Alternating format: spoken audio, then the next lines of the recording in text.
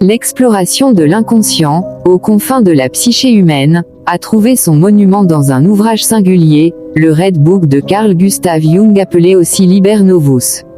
Né d'une crise profonde survenue en 1913, ce manuscrit est le fruit d'une quête intérieure hors du commun, où Jung confronta ses visions, ses fantasmes et ses dialogues avec des aspects profonds et obscurs de son être.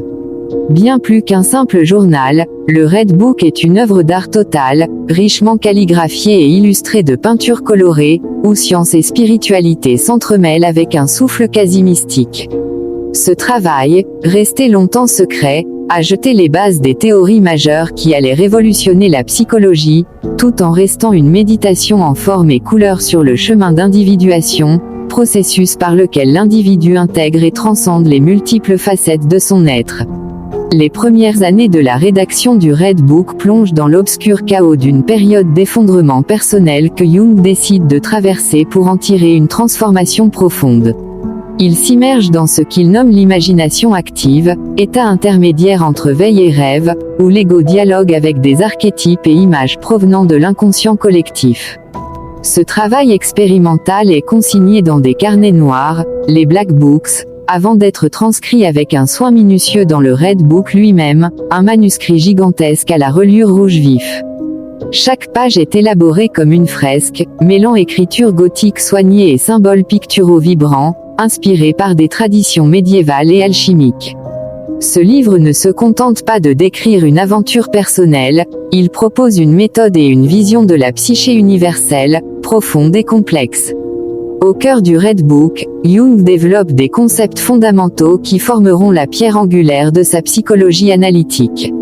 Il conçoit ici le collectif inconscient, réserve commune de symboles archétypaux par-delà les cultures et les époques, mais aussi les mécanismes comme la projection, l'inflation de l'ego, ou encore le processus d'individuation où l'être devient maître de lui-même en reconnaissant et intégrant ses parts cachées. Ces dialogues intérieurs avec les figures symboliques, telles que Philémon, guide spirituel, révèlent les tensions entre conscience et inconscient, entre lumière et ombre. Le manuscrit expose aussi des réflexions sur la fertilité créatrice et les forces de vie qui échappent à la raison, souvent incarnées par des divinités mythologiques, montrant ainsi la richesse et les risques d'une vie psychique pleinement vécue. L'écriture et les illustrations du Red Book révèlent aussi l'importance cruciale pour Jung de traverser une période d'agonie spirituelle pour renaître psychiquement. La psychologie y apparaît comme une initiation, une descente en soi semblable à un retour au Moyen-Âge de la conscience, indispensable pour se reconstruire. Chaque acte symbolique, chaque sacrifice intérieur esquissé dans le texte décrit cette lente résurrection, où la souffrance et la folie approchée deviennent les alliés du renouveau personnel. Jung expose avec une radicalité peu commune les luttes de l'ego face aux puissances de l'ombre, jetant une lumière sur la nature ambivalente et profonde de l'âme humaine. Cette œuvre complexe invite ainsi à une forme de courage intérieur, indispensable pour affronter les forces obscures du psychisme. Le Red Book ne fut rendu public qu'en 2009, près d'un siècle après sa création, ce qui renforça son aura mythique. Longtemps tenu caché pour sa nature trop intime et mystique, il est désormais reconnu comme un trésor culturel et scientifique, non seulement un artefact psychologique mais aussi un chef-d'œuvre esthétique.